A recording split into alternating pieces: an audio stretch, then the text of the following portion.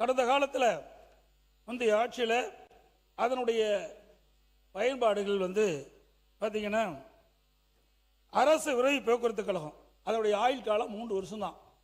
7 லட்சம் கிலோமீட்டர் தான் அந்த பஸ்ஸை இயக்க முடியும். அதை 7 ஆண்டாக உயர்த்தினாங்க. பிறகு மாண்புமிகு பேரவைத் தலைவர் அவர்களே, மாண்புமிகு தமிழக முதலமைச்சர் அவர்கள் ஆட்சி பொறுப்பு ஏற்ற உடனே முதல்ல சொன்னதே குக்கிராமங்கள் நகரத்தோடு இணைக்க வேண்டும். அதே மாதிரி நான் பயணம் செய்யும் வகையில் தமிழ்நாட்டில் இருக்கும் அத்தனை பேருந்துகளும் ஏசி பேருந்துகளாக மாற்றம் செய்ய வேண்டும் என்று அந்த சாதா பேருந்துகளே ஒரு பயணம் செய்த முதலமைச்சர் என்பதை உங்கள் வாயிலாக தெரிவித்துக் கொள்கிறேன். மாண்புமிகு உறுப்பினர். மாண்புமிகு பேரவைத் தலைவர் கேட்பதற்கு இனிமையாகத்தான் இருக்குது, நடைமுறைப்படுத்த வேண்டும். ஏன்னா அவர் புதிதாக போக்குவரத்துறை அமைச்சராக இருக்கிறாரு, நான்லாம் முதலமைச்சராக இருந்திருக்கிறேன்.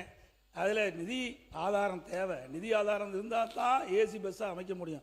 சுமார் 20,000 பேருந்துகள் இன்றைய தினம் இயக்கப்பட்டு வருகின்றன. அந்த 20,000 பேருந்துகளை நீ ஏசி பேருந்து மாற்றி அமைப்பது 100% இயலாத காரியம் என்பதை உறுதிபட தெரிவிக்கிறேன்.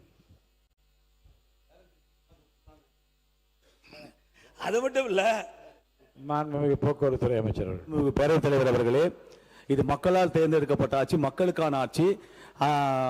மாண்புமிகு சட்டமன்ற உறுப்பினர் அவர்கள் சொன்னாங்க, அதற்கான சாத்தியக்கூறுகள் அத்தனையும் இந்த ஆட்சியில் நடைமுறைப்படுத்தப்படும் சாத்தியக்கூறுகள் இருக்கிறது.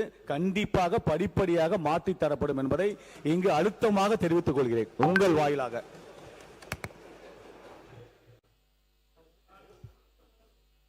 நான்கு பேரவைத் தேர்வில் ஏசி பஸ் தேவையில்லை, சாதாரண பஸ் மாற்றி கொடுத்தாவே மக்கள் பாராட்டுவாங்க.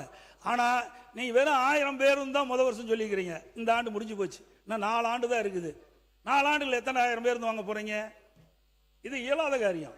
ஒவ்வொரு ஆண்டும் ஒரு குறிப்பிட்ட நிதி ஒதுக்கி ஒரு குறிப்பிட்ட அளவு ஏற்கனவே கண்டமான பஸ்கள் எல்லாம் எடுக்கப்பட்டு விட்டு புதிய பேருந்துகளை இயக்க வேண்டும் என்றுதான் என்னுடைய கோரிக்கை.